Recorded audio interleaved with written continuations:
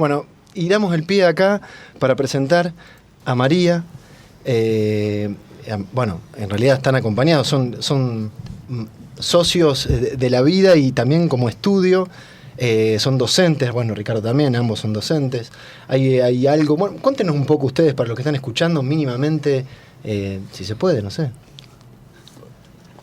Ok. Sí. Bien. Sí, bueno, María Robea, Ricardo Sargiotti somos. Mejor así, porque nos presenté, claro. Simplemente para poner un apellido. RCA. Trabajamos hace... Y desde 2013. Desde 2013 juntos. María comenzó trabajando en un primer estudio que tenía yo que se llamaba X Arquitectos en Córdoba. De ahí la conocí y al poco tiempo decidimos empezar a hacer cosas juntos. Sí, fue en el año 2013 que empezamos con un proyecto de una casa que, bueno, no se llegó a construir. Y después largamos en 2014 con una obra con Rafael Iglesias, el ARC Ágora de Clarín, en una exposición en Buenos Aires. Y había un contrapeso ahí, ¿no? Había como muy interesante, sí, como que se sostenía al revés. Rafael siempre tenía esa habilidad de dar vuelta a las cosas. Yo no sé cómo hacía. Bueno, ustedes lo deben conocer mejor. Sí. Nos llevamos muy bien por eso. En realidad, con Rafael era prácticamente imposible hacer una obra normal. Entonces la excusa que fue este pabellón, que era un pabellón, para la, ¿cómo se llamaba la muestra? Batimat, que era la muestra de construcción en Palermo. Le ofrecieron a Rafael hacerlo en Clarín. Rafael en ese momento ya estaba con su ACB un poquito avanzado, o sea, nos ofreció hacerlo asociados. Y la verdad que nos pusimos a jugar como él siempre jugaba. Él jugaba con maderitas. Él dice que cuando proyectaba jugaba con maderitas. Y nos pusimos a jugar con maderitas con él y terminó saliendo esta cosa un poco extraña para lo que son los pabellones. Fue una... Nada, bastante interesante porque no era un pabellón que tratara de mostrar o vender algo en particular, simplemente se mostraba a sí mismo con este desequilibrio brutal que tenía, con unas bolsas de arena sosteniendo una caja en la otra punta, casi como un juego de chicos, ¿no? Como un sub y baja. Sí, y dentro de los stands también de la exposición en sí misma era el único que trataba el espacio en sí, era un espacio de encuentro, de lectura de la revista, algo totalmente distinto a los otros que por ahí trataban de vender un producto o un material, ¿no es cierto? Bien, y pues no, vamos caminando después por Carlos Paz, pero hablemos del flyer, porque dijimos, qué sé yo, y estamos con las puertas y dimos vuelta y nosotros usamos una imagen. La elección de la imagen. Claro, como que tiene que ver con algo que pasó con una instalación que se dio en un lugar, que tiene un nombre. Uh-huh. Si quieren se los digo, pero... Bueno, no, la instalación, bien, la instalación es bien fresco, es de hace una semana nada más. Se desmontó el viernes, se llama Jano, es una instalación que hicimos en la Universidad Católica para una feria en particular que se llama Expo Arte. Es una feria que organiza la Facultad de Arquitectura que invita a profesores o exalumnos a que muestren obras de arte, no de arquitectura, ¿no? Y bueno, este año, para cambiar, quisimos llevar algo, hacer algo in situ, por así decirlo, no llevar algo ya producido. Y bueno, se nos ocurrió hacer esta instalación con estas puertas, que son 2 puertas independientes, son de 90 centímetros de ancho por 2 metros de alto, que están puestas en un espacio, en un parque, frente a la biblioteca, que es donde se hizo la muestra. Y bueno, tratamos de poner un poco en cuestión el espacio físico, ¿no es cierto? Sí. Las puertas están siguiendo una línea que une la Facultad de Arquitectura con lo que sería la entrada de la biblioteca, en un espacio que es tierra de nadie todavía, nunca estuvo ni apropiado, ni definido, ni nada. Los chicos lo usan, se tiran por ahí, está bueno. Y la idea de poner estas puertas están a 50 metros una de la otra, puertas absolutamente convencionales, como decía María, sí. Pero clavadas ahí sin la más mínima explicación ni nada. Es decir, aparecieron en el lugar, los pusimos una tardecita, al día siguiente los que pasaban por ahí se encontraron con que había 2 puertas que eran practicables, se podían abrir perfectamente bien una de la otra. Las fijamos bien por el viento y todo lo demás, es decir, que quedaron bien firmes toda esa semana que estuvieron. Y creo que cumplieron el rol, no sé qué pensás, pero creo que cumplieron el rol que era de que quien pasara por ahí lo primero que hiciera era preguntarse. Claro, porque son, no sé, tiremos la imagen, es en el exterior, no está contenida por ningún muro y aparece una puerta de pronto y bueno, y hay como una relación media extraña entre el interior, o sea, ¿a dónde voy con esa puerta? Si, además, me acordé, no sé si ustedes de Gasalla que abría y cerraba las puertas, era muy bueno él entraba y salía, y incluso hoy la película que después vamos a tirar, tiene que ver también, algo aparece con la puerta, pero bueno, no quiero, ya estoy espoleando. Yo me imagino que era la intención era inquietar, como preguntarse qué hace esto acá, ir a interactuar, curiosear un poco qué pasa si la abro, qué sucede justamente creo que el factor sorpresa funciona bastante bien, porque desde que las pusimos realmente la gente se sorprendía a verlas, algunos las usaban, otros las miraban, otros les daban vuelta, otros después veían la siguiente a los 50 metros, así que... Alguno aprovechaba la sombra también. Eso iba a decir, hacían una siestita. Ese perro muy bueno, ¿cómo lo sacaste justo? Esa foto es muy buena. Es que los perros son los primeros en darse cuenta, sí, porque no tienen ninguna inhibición, entonces van a la sombra. Pero sí, inclusive este tipo de obras tienen, no es que corran el riesgo, en realidad lo llevan asumido el riesgo de que para mucha gente deben ser un fracaso, en el sentido de plantearse, pero ¿qué quisieron hacer estos? Y muchos nos preguntaban, ¿pero qué quisieron hacer con esto? Y la verdad que yo fui más reticente, y la tuve que contener a María, de no dar ninguna explicación, porque si vos dabas una explicación, ya le dabas un perfil de comprensión o de entendimiento que en realidad no tenía por qué tenerlo. Lo más interesante de esto es que tenía muchas puntas abiertas para entenderlo, o para disfrutarlo o para rechazarlo si querés, y un poquito de ironía por otra parte. A mí siempre la ironía en estas cosas me gusta mucho, me parece que vale la pena. La ironía de la puerta sin una pared es como... ¿Para qué? Sí. Sin un adentro o un cambio de espacio. Y el adentro y el afuera, pero el adentro y el afuera te lo terminas poniendo vos culturalmente, porque el entrar a un lugar supuestamente se necesita la definición de un adentro, o sea, supuestamente se necesita que alguien venga y te diga esto es el adentro, porque está demarcado físicamente, o bien porque te indujeron a decir que eso era el adentro. Acá no hay adentro ni no hay afuera. Se lo pone cada uno de acuerdo a cómo la tome. Justo estaba recordando una frase que la busqué de Duchamp, que es: contra toda opinión no son los pintores sino los espectadores quienes hacen los cuadros. Sí. Creo que tiene que ver con eso la búsqueda. Totalmente. Claro, dejarle la posibilidad. Bueno, recién María me preguntaba sobre Terio, no vamos a contar mucho, pero me contaron una explicación, una interpretación que era mucho más interesante de lo que yo había pensado. Entonces está bueno no explicar mucho, porque de pronto uno, en la inquietud o lo que surge, y más, hasta una idea mejor de lo que uno en ese momento de la instalación estaba propuesto. Sí, esa misma noche que fue la inauguración de la muestra, en realidad nos juntamos con la gente que había ido, amigos, y cada uno que nos preguntaba qué significaban o por qué la habíamos hecho, nosotros los dimos vuelta y a ver qué les significaba para ellos. Y bueno, y cada uno contaba lo que le parecía, ¿no? Bien, y después también, ya estamos en Carlos Paz, una radio que está en la locación es Carlos Paz, es una experiencia, una casa con un color negro, con una chapa en su momento, en la que vos, María, también fuiste parte primeramente, después, se sumaron, pero tuvo cierta controversia. Algunos la deben conocer, que nos están escuchando, otros no. Está en una zona del diquecito, cerca de un río. ¿Qué pasó con esa obra que incluso, y lo sé, tiene muy buen... El uso es como muy bueno, ha funcionado desde ese lado, ha sido magnífico. Sí, es una casa, puede parecer extraña, lo que pasa es que uno cuando la ve nacer ya no le parece extraña, porque lo conociste desde que se gestó y demás. Tendríamos miles de anécdotas para contar sobre esa casa. Si querés vamos directamente a las que tienen que ver con Carlos Paz específicamente. El hecho de que se construyera en chapa canalada negra, que es un material pobre, es un material que no representa ni le da ningún valor agregado a la casa, a nosotros nos interesó en un primer momento muchísimo, pensando en que el verdadero valor de la casa estuviera en lo que la casa era y no en lo que el valor que le pudiera agregar una decoración o un revestimiento. Entonces fue asumir eso de primer momento. Las explicaciones más técnicas también podrían ser bastante largas, pero te la hago muy corta. El terreno bajaba 9 metros prácticamente, es decir que poder construir una estructura metálica muy liviana sobre una losa, que es lo único que se construyó, fue una losa para emparejar el piso a nivel de vereda, para que los usuarios pudieran usarla en un solo plano, los usuarios verdaderos, los dueños de la casa, que ya son mayores, no tuvieran que ni subir ni bajar, nos permitió construir prácticamente este galpón que iba tomando forma de acuerdo a las presiones internas. Era casi una implosión. El programa interno le iba dando forma hacia afuera a la casa.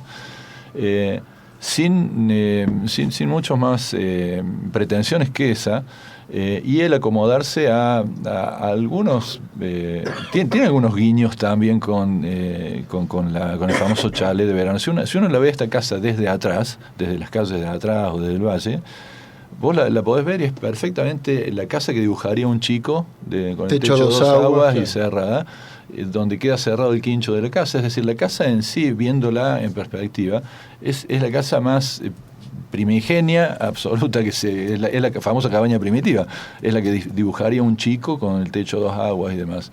El problema es que causaba hacia adelante esta impresión a vecinos quizás con otras pretensiones para su vecindad o para su lugar. Las primeras protestas eran porque decían que no íbamos a hacer una casa, sino que se estaba construyendo un boliche. Entonces tratamos de explicarle que no era un boliche, que era una casa, que hacia la calle tenía muy poca apertura, muy poca expresión, porque en realidad el norte y las vistas estaban hacia atrás, para que le íbamos a abrir hacia adelante la casa. Recibimos insultos escritos en los carteles, que después los conté en conferencia en todo el mundo, eso, y fue comiquísimo por las cosas que nos decían los vecinos a los arquitectos.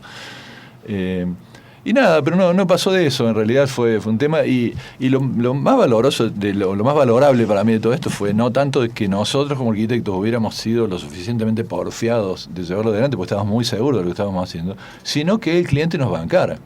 Porque cualquier otro cliente, lo más probable es que te hubiera dicho en el medio del camino, no, pará. Revestimiento plástico. Haceme lo mismo, pero metele ladrillo, metele mármol, metele algo para que se callen las cosas. Y la verdad que no.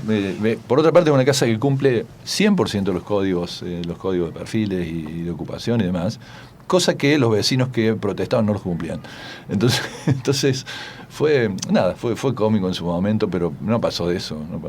Y como decías vos, en realidad yo la disfruto muchísimo, puede ser de todas las casas que hice la que más se usa, pero se usa intensivamente, porque es una casa casi como un acordeón, que adentro puede recibir 15 personas durmiendo o 2. Y funciona bárbaro.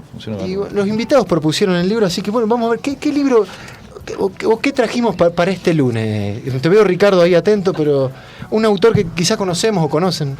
Seguramente conocen a Italo Calvino, probablemente por Las ciudades invisibles. Me comentaron que ya se trató en el programa. Sí, tuvimos. Me alegro mucho. Es un autor que, la verdad que creo que como todos los grandes autores, los buenos autores, uno lo va descubriendo de a poco. Por ahí entra casi de casualidad la primera vez y después de a poco te vas dando cuenta de, cuántas cosas. Por un lado en común, yo creo que uno dice en común porque trata de reconstruir su propia historia a partir de lo que lee. Me parece que es casi una cosa que llevamos adentro, de tratar de encontrar en los otros que digan las cosas que nosotros no somos capaces de decir con tal maestría, digamos. En el caso de Calvino, para mí, fue así. Fue así, como todo libro tiene implicancias o nacimientos que son personales, son muy personales. Este libro, por ejemplo, yo soy un comprador compulsivo de libros, es decir, ya lo tenía en mi biblioteca, pero nunca lo había empezado. Hasta que hace, no me acuerdo en qué año, por el 2010, 2011, estábamos dando clase con Angelo Bucci y nos pasamos una semana en Buenos Aires, que charlas de todo cuando te pasan esas cosas, y Angelo me comentó de que era el libro que tenía que leer. Evidentemente, algunas personas, viste, que las escuchás con más atención sobre esas cosas. La verdad que lo volví a agarrar, apenas volví a Córdoba, lo agarré. Desde ese momento creo que no lo dejé nunca. Son de esos libros que los tenés siempre sobre el estante más cercano. No son libros que volvés a meter en la Biblia. Voy a decir el nombre. Claro. Sería bueno, ¿no? Yo no quería interrumpir. Claro, la gente piensa... Italo Calvino no solo escritor, sino que editor también, ¿no? Él hacía como tenía esta doble función. Pero ¿qué libro es? ¿Cómo se llama? El libro, que en realidad él no lo terminó de escribir, se llama 6 propuestas para el próximo milenio. Y es un libro que la esposa terminó de editar porque trataba de 6 conferencias que él iba a dar en Harvard a fines de los 80, de las cuales hay varias versiones. Se escribió sobre la última, se editó la última, en la que falta justamente la última de las 6 propuestas. Se editó con la anuencia de la esposa a partir de todos los borradores que encontraron dando vueltas, porque él falleció lamentablemente antes de que las conferencias se pudieran llevar a cabo. Quedaron muy bien escritas, sinceramente debo decir que estaban a pie de letra prácticamente las 5 primeras y la 6ª esbozada. Y yo le encuentro, al menos porque para mí tiene tanto valor el libro, porque él mismo, Italo Calvino también escribió Por qué él era los clásicos, ¿no? Y me parece que a los que nos gusta leer, y a todos, el hecho de volver a los clásicos, no solo los autores clásicos, volver a la música, o volver a las películas, como en tu caso. O a la arquitectura, leer los clásicos. Ni hablar. No, sí. En determinadas facetas de tu vida implica volver a leerlo de nuevo, porque en realidad como uno está preparado, su marco es totalmente distinto. Leo exactamente la misma frase muchos años después, en otras circunstancias, y me doy con que era todo otro mundo. Y me parece que el gran valor, si se pudieran definir de los clásicos, es realmente ese. O sea, leer Frankenstein cuando tenías 15 años y volverlo a leer ahora, o Dr. Jekyll y Mr. Hyde, leerlo cuando tenías 15 años, que por ahí lo leías casi como una aventura, y leerlo de nuevo ahora a los 50, Dios, ¿cuánto más había? Y con Calvino de alguna manera lo dice mucho mejor. También les recomiendo ese libro, de cómo leer los clásicos. Y en este caso su libro se transformó de alguna manera también en un clásico, así como quizás Ciudades Invisibles puede serlo para muchos. Para mí este se transformó porque son esos famosos libros en que uno abre, me pasa solo con Borges y con Calvino, debo decirlo, que estoy pensando en cualquier cosa, abro una página y siempre esa página me dice algo de lo que estaba pensando, de lo que estaba buscando encontrar. Los títulos de estas lecciones, de las 5 terminadas, por ejemplo, el primero es levedad, el segundo es rapidez, el tercero es exactitud, después visibilidad, multiplicidad, y el que quedó a medio escribir es el arte de empezar y el arte de acabar. Y les voy a leer un pedacito nada más del último, del arte de empezar y el arte de acabar, porque le encuentro muchos paralelos y lo trato cuando puedo con los alumnos en arquitectura, porque otra de las cosas fascinantes de estos clásicos es que uno puede interpolar perfectamente esto, más allá de que esté escrito a partir de una raíz literaria, a cualquier campo del arte y hasta de la ciencia, si se quiere. Y cuando Calvino habla del empezar, dice: empezar una conferencia, o mejor dicho, un ciclo de conferencias, es un instante crucial, como cuando se empieza a escribir una novela. Es el instante de la elección. Se nos ofrece la posibilidad de decirlo todo, de todos los modos posibles, y tenemos que llegar a decir algo de una manera especial. En arquitectura, para los arquitectos que estamos en esta mesa, pero probablemente a todos de alguna manera nos sucede, que el gran problema del empezar es frente a la tremenda avasallamiento de imágenes y de conocimientos y de experiencias y demás, el poder de alguna manera purificar todo eso para darle una salida, para plasmarlo en algo, termina siendo más difícil eso que el arrancar de cero. O sea, y me parece que para los estudiantes de arquitectura es un gran consejo el hecho de decir, el hacer no implica el construir de cero. El hacer muchas veces es poder dilucidar de todos esos caminos que uno tiene, le guste o no, los tiene porque lo fue asumiendo, lo fue armando a partir de su experiencia. Dilucidar de esos caminos cuáles son. Es decir, que el comenzar es realmente elegir, más allá después de las líneas que vaya tomando. Como eso, los juegos que hace sobre la imaginación y demás. Por ejemplo, cuando dice incluso al leer el libro científico más técnico o el libro de filosofía más abstracto, se puede encontrar una frase que inesperadamente sirva de estímulo a la fantasía figurativa. Es decir, es como que nos está diciendo: chicos, abran los ojos porque todo el mundo tenemos fuentes. Es solo nuestra predisposición a hacerlo. Estábamos conversando acerca de una experiencia que ustedes tuvieron en Italia. y de la experimentación en arquitectura. Bueno, iniciamos con eso.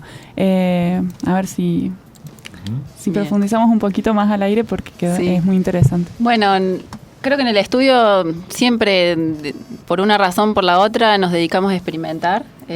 Por suerte a veces tenemos la oportunidad de hacerlo con materiales y con construcción, y un caso particular fue el muro en Muba, que hicimos también en el año 2014 junto a Solano Benítez y Gloria Cabral de Paraguay. Fue una exposición de arte con el mismo nombre en la que construimos un muro de ladrillo, pero sin los ladrillos mismos. Fue un muro que para construir usamos ladrillos sin cocer, crudos, y la idea era que el paso del tiempo vaya lavando este ladrillo, este barro, y este barro vuelva a la tierra, ¿no es cierto? Es como un reciclar también.